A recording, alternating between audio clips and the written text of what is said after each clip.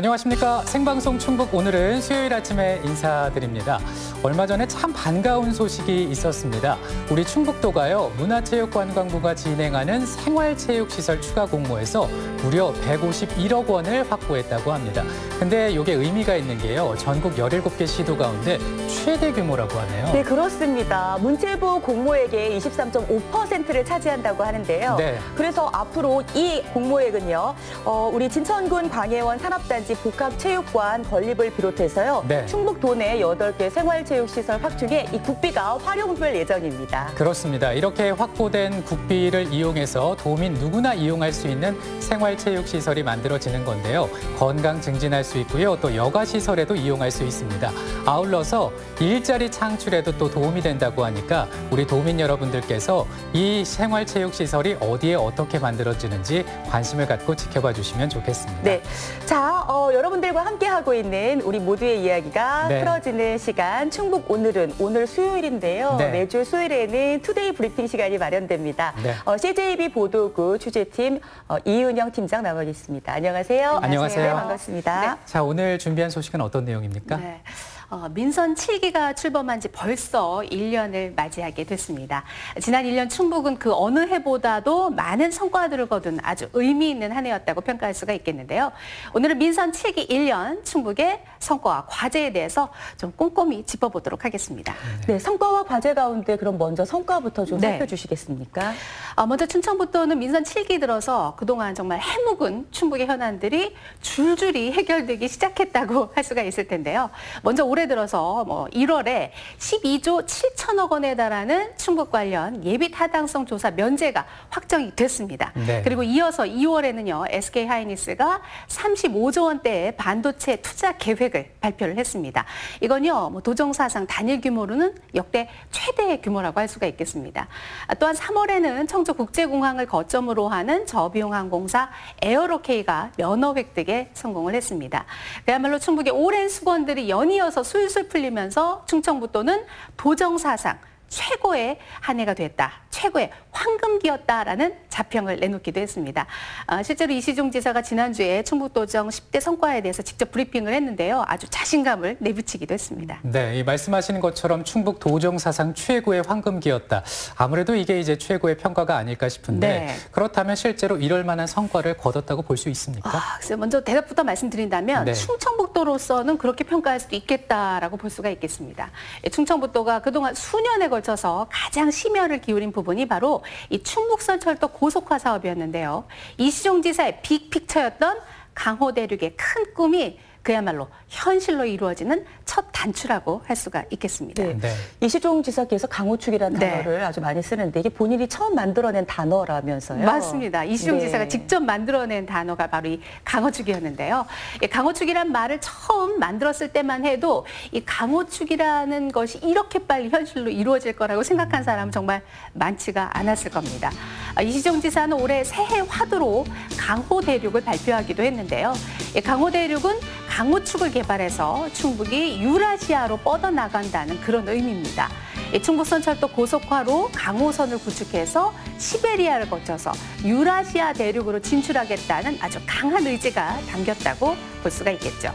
실제로 이시종 지사는 지난주 민선 7기 1주년 브리핑에서 예타 면제 발표일이 내 생애 최고의 날이었다. 이렇게 직접 밝히기도 했습니다. 그만큼 이시종 지사의 정치 인생에 있어서도 이 강호축은 가장 의미 있는 일이라고 할 수가 있겠죠. 네. 네. 네. 자, 예비 타당성 조사 면제에 대해서 이시종 지사뿐만 아니라 충청북도가 굉장히 반갑지 않습니까? 네. 이게 어떤 의미를 지니게 되는 건가요? 우선 이제 충북선철도 고속화 사업을 먼저 말씀을 드린다면 이 전남 목포에서 강원도 강릉까지 운행 시간이 지금 현재 한 5시간 30분 정도가 네. 걸리는데요. 이것을 3시간대로 단축할 수가 있게 되는 겁니다. 네. 이 강호축을 중심으로 해서 충북의 첨단 전략 산업들이 접목이 된다면 향후 대한민국의 발전을 견인할 수 있다라는 게 이 지사의 분석입니다.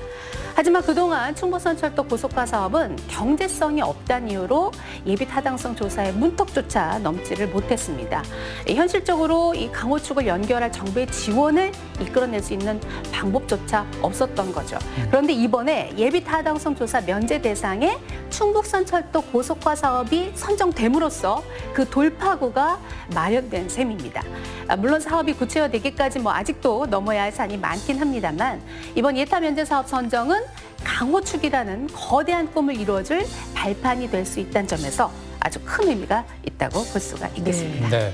그리고 이제 충북선 고속화 철도 사업뿐만 아니라 이제 충북과 관련된 사업들이 예타 면제 대상에 또 많이 포함이 됐죠. 그렇습니다. 이번 예비 타당성 조사 면제 사업에는 이 충북 관련 사업만 약 13조 원대가 네. 됩니다. 그러니까 전체 사업의 43%, 그러니까 절반 가까이를 차지했다고 볼 수가 있는데요. 그래서 충청북도는 이 예타 면제의 최대 수혜 지역이 바로 우리 충북이다라고 자평할 정도입니다. 전체 예타 면제 사업 23개 가운데 4개 사업이 연관돼 있기 때문인데요. 앞서 말씀드린 충북선철도 고속화 사업 이외에도 세종에서 청주 간 고속도로, 또 평택에서 오송 고속도로 복복선화, 또 남부 내륙철도 이렇게 4가지 사업입니다.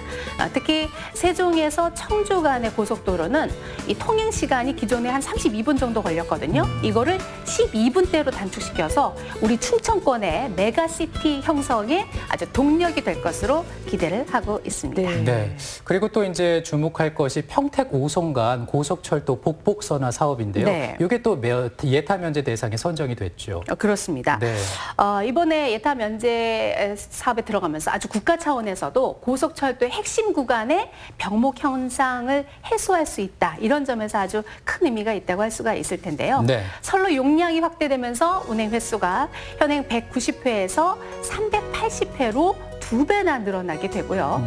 고속철도 서비스 향상이라는 기대 효과와 함께 오송육의 X축, 이 국가철도망의 중심으로 자리 잡는 계기가 될 것으로 기대를 하고 있습니다. 네. 충청북도는 나아가서 오송이 철도를 비롯해서 항공, 도로 이런 모든 교통의 중심으로 도약하는 계기가 될 것으로 보고 있습니다. 네.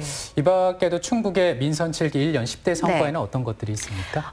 여러 가지 들을 수가 있을 텐데요. 네. 이번 충북선철도 고속화 사업과 함께 가장 큰 성과로 꼽을 수 있는 게 바로 청주공항의 거점 항공사 유치라고 할 수가 있겠습니다. 이 청주공항은 2016년까지만 해도 인천, 제주, 김포, 김해에 이어서 우리나라 5대 공항 중에 한 곳이었습니다. 그런데 이 사드 때문에 그 이후로 이 중국 정부가 금한령을 내리면서 청주공항이 아주 된소리를 맞게 되는 거죠. 국제 노선의 90% 이상을 차지하던 중국 노선의 이용객이 아주 급감을 했죠. 그래서 청주공항의 활성화에 아주 비상이 걸린 겁니다. 이 같은 청주공항의 불황을 끝내기 위해서 충청북도가 마련한 해법이 바로 이 거점항공사 유치였습니다. 국토교통부는 지난 3월에 청주공항을 모기지로 하는 저비용 항공사 에어로케이를 비롯해서 3곳에 대해서 면허를 발급을 했는데요. 앞으로 에어로케이가 본격적으로 운항을 하게 되면 앞으로 3년간 충북에는 5천억 원의 생산 부가가치와 함께 1000여 명의 고용 유발 효과가 발생하는 것으로 분석이 되고 있습니다. 네. 자, 이 에어로케이의 운항이라는 게 도민 여러분들이 상당히 기대를 모으고 맞습니다. 있는 그런 것인데요. 또 본격적으로 운항은 언제부터 될까요? 많은 분들 기대를 하고 계신데요. 당초 에어로케이가 올 연말부터 본격적인 운항하겠다 이렇게 사실 발표를 했습니다. 네. 그런데 이 보잉사 항공기가 지금 최근에 사고가 났잖아요. 그래서 항공기 수급에 어려움을 겪게 되면서 내년 초로 지금 미뤄지게 됐습니다. 에어로케이는 청주공항을 기반으로 해서 3년 이내에 일본, 중국, 베트남 등 5개국 11개 노선 취항을 목표로 하고 있는데요. 아주 저렴한 항공료와 또 신규 노선 취항 등을 통해서 이 충청권과 경기도 이 남부 지역의 여행 수요를 우리가 다 흡수할 수 있겠다 이런 전략입니다.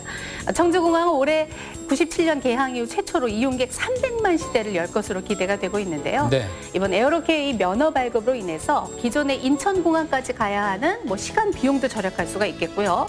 저렴한 항공료, 이에 또 다양한 노선 이런 많은 효과들이 기대가 되고 있습니다. 네, 아무튼 이 에어로케이의 취향으로 충북 관광이 많이 활성화될 것으로 기대가 되고 있는데요. 또 하나 기대가 되고 있는 것이 있습니다. 바로 증평 에듀팜 특구 관광단지 개장이죠. 맞습니다. 네. 이게 바로 충북 최초의 종합관광단지이자 중부권 최대의 관광단지 이 증평 에듀팜 특구가 드디어 부분 개장을 했습니다. 증평 에듀팜 관광단지는요. 증평군 도안면 일대에 300만 100만 제곱미터의 터에 조성이 됐는데요. 워낙 부지가 넓어서 그 내부에서도 셔틀버스가 지금 네. 운행이 되고 있을 정도입니다. 특히 우리나라의 중앙에 딱 위치를 해서 뭐 전국 어디서든 아주 접근하기가 편리하고요. 또 맑고 아름다운 자연환경으로 인해서 아주 천혜의 배산 임수 터이기도 합니다. 주요 시설들을 좀 소개를 해드리면요. 보시는 것처럼 이 18홀 골프장을 비롯해서 국내 최장 길이의 루지장이 있습니다. 아이들 굉장히 좋아하겠죠. 또 워터파크, 휴양 콘도, 수상 레포츠장, 양떼 목장, 승마장, 농촌 테마파크, 식물원, 여기에다 이제 복합 연수 시설까지 갖추고 있어서 아주 두루두루 모든 레저 시설을 갖추고 있다고 보시면 되겠습니다. 이미 지금 골프장과 루지장이 개장을 했고요. 콘도는 지금 분양 중에 있습니다. 또 양떼 목장, 승마장, 복합 연수 시설은 올해 안에 문을 열 계획입니다. 그리고 많은 분들 기대하시는 워터파크 내년에 이제 중부권 최대 규모로 들어설 예정이고요. 네. 여기 농촌 테마파크와 또 귀촌 체험센터도 줄줄이 개장을 앞두고 있습니다. 네, 네. 증평군이 상당히 작은 궁인데 네. 완전히 강소군으로 관광의 맞습니다. 메카가 될 것 예. 같습니다. 자, 이렇게 관광 산업뿐만 아니라 또 한 가지 주목할 게 있는데요. 충북이 바이오헬스 산업의 전진 기지로 부상했다. 민선 7기의 최대 성과다. 뭐 맞습니다. 이런 얘기가 나오고 있는데 이건 어떤 내용입니까? 대통령까지 직접 오셨죠. 네. 그래서 저희가 바이오 헬스 비전, 국가 비전 선포식도 바로 우리 지역 충북 오송에서 열리게 됐는데요. 네. 문재인 대통령은 충북을 바이오 헬스 산업의 전진 기지로 성장시키겠다. 이렇게 직접 오송에 와서 약속을 했습니다. 이 바이오 헬스는 의약품, 의료기기 등 제조업과 의료, 건강관리 서비스업을 아우르는 이런 산업 분야라고 할 수가 있겠는데요. 정부는 바이오헬스 산업을 3대 신산업으로 선정을 하고 앞으로 2030년까지 세계 시장 점유율 6%, 또 500억 달러 수출, 5대 수출 주력 산업으로 육성을 하겠다 이렇게 밝혔습니다. 이렇게 발표된 정부의 바이오헬스 국가 비전이 우리 지금 충청북도가 준비하고 있는 어떤 육성 전략과 방향이 딱 맞아 떨어지거든요. 네. 그렇기 때문에 충청북도가 계획하고 있는 이런 사업들이 아주 크게 탄력을 받을 것으로 전망이 됩니다. 네. 네. 그리고 이제 이 밖에도 다양한 분야의 또 성과들이 있죠. 네, 뭐 네. 10대 성과가 있는데 지금 네. 뭐 여러 가지 소개를 해드렸는데요. 이 밖에도 10조 9천억 원에 이르는 도정사상 최대 규모의 투자 유치를 민선 7기 1주년 안에 이끌어냈습니다. 또 충북형 일자리 정책의 호평을 받으면서 지자체 일자리 정책 평가 종합 대상을 수상을 하기도 했습니다. 네. 네. 자, 지금 이야기를 뭐 들어보니까 평가 결과 좋은 것들도 많고 수건 네. 사업이 줄줄이 해결된 것도 많은데 반면에 네. 충북도청에서 이렇게 긍정적인 평가를 하는 반면에 시민단체에서는 상당히 좀 평가가 다르게 나오고 있는데 네. 좀 특이하네요. 맞습니다. 네. 또 충청북도 입장에서는 최대 황금기였다 이렇게 평가를 하고 있는 반면에 시민단체의 평가는 아주 냉정했는데요. 충북 청주경실련은 이시종 지사의 공약 사업을 바탕으로 해서 지난 1년의 예산을 분석한 결과 경제개발과 사회 간접자본 분야의 총사업비의 90% 이상이 집중된 반면에 복지, 문화, 관광 등 삶의 질에 직결된 분야에는 공약 개수만 많았지 예산은 너무 적게 책정됐다 이렇게 지적을 했습니다. 네. 경제개발과 SOC 투자가 불필요하다는 것이 아니라 이 지사가 지난 2번의 임기와 똑같이 이번에도 토건 중심의 공약을 답습하고 있다라는 비판인데요. 분명히 경제적 파이는 과거보다는 커졌습니다만 도민의 행복이 거기에 비례하는지는 다시 한번 따져봐야 된다. 이런 네. 평가라고 보시면 되겠습니다. 네. 말씀하신 거 들어보니까 충청북도의 입장과는 사뭇 다르네요. 맞습니다. 네. 시민단체는 이시종 지사가 지난 2번의 임기 때도 SOC 사업에만 완전히 치중을 했다. 그런데 이번에도 복지나 문화 면에는 좀 소홀했다. 이런 지적인데요. 이 같은 비판에 대해서 이시종 지사는 SOC 사업에 치중을 인정은 한다. 하지만 충북의 경제 체질상 불가피한 조치였다라고 해명을 했습니다. 충북은 경제 기반이 약하기 때문에 지금은 먹고 사는 문제가 사회 간접자본 사업 이런 것들에 더 치중할 수밖에 없다는 것인데요. 수도권과 인접한 충북은 경제 기반이 잘 닦여진 어떤 경기도권 이런 거와의 일반적인 경쟁이 어렵기 때문에 충북이 경제 기반만 잘 닦여져 있다면 앞으로 당연히 복지나 문화, 관광 이런 데 집중할 수 있을 것이다. 이렇게 주장을 하고 있습니다. 그러면서 이 타 지역보다도 우리가 부족한 게 많은 충북은 지금처럼 바이오나 헬스, 화장품, 태양광, 반도체 같은 이런 신산업 도약 기반을 성실히 만들어가는 것이 더 중요하다 이렇게 강조를 했습니다. 네. 시민단체 입장도 네. 충북도청의 입장도 뭐 이해가 되는 것 같습니다. 맞습니다. 네. 뭐 각종 경제적 지표가 보여주는 이 충청부도의 성장이 도민의 성장으로까지 이어지는가에 대한 답을 찾는 과정이 앞으로 남은 민선 7기의 가장 큰 과제가 될 전망입니다. 네, 이제 3년이라는 시간이 남은 민선 7기인데요. 앞으로의 과제로는 뭐가 있을까요? 네, 뭐 여러 가지 뭐 짚어볼 수가 있겠습니다만 네. 우선 이제 가장 큰 과제는 저희가 가장 큰 성과였던 충북선 고속화철도 사업의 경우를 봤을 때 목포 강릉에 있는 강호축의 핵심 사업입니다만 실제 사업 구간은 오송에서 제천 구간 여기 84.7km에 불과합니다. 그래서 고속화가 되더라도 충북의 뭐 직접적인 효과를 기대하기 어렵다 이런 관측들이 지금 나오고 있는 이유라고 할 수가 있겠습니다. 네. 이 철도의 특성상 충북을 그냥 통과만 하는 충북 패싱의 성격이 클 것으로 보이기 때문이죠. 게다가 지금 제천 지역 주민들이 우리 제천 지역도 그냥 지나간다 이런 제천 패싱 연론마저 지금 들끓고 있어서 사업 추진에 난항이 좀 예상이 되고 있습니다. 더 큰 문제는 충북선 고속화철도의 핵심인 오송 연결선의 설치가 지금 어렵게 됐다라는 점입니다. 지금 국토교통부가 안전 문제로 오송 연결선 설치가 어렵다 이렇게 지금 난색을 표하고 있기 때문인데요.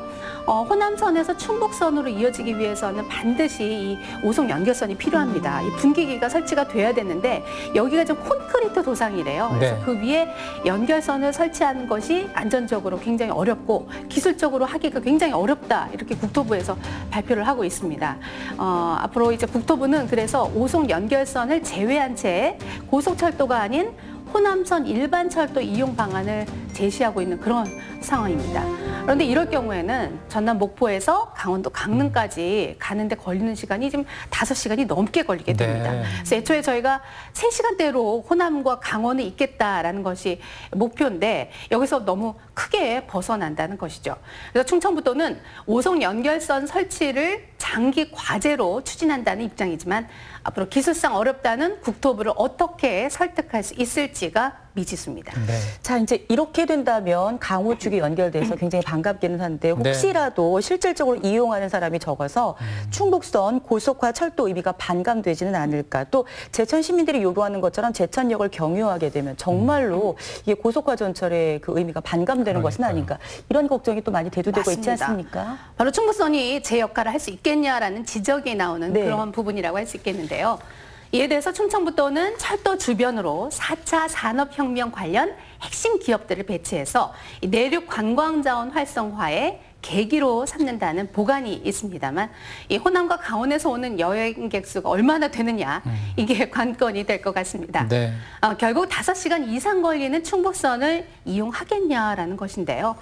오히려 수도권에서 내려오는 중부 내륙 철도를 이용한 내륙 관광열차 운영이 더 효과적일 수 있다. 그래서 관광 레저 측면에서는 장기 발전 전략을 새로 짜야 하는 것이 아니냐라는 지적들도 있습니다.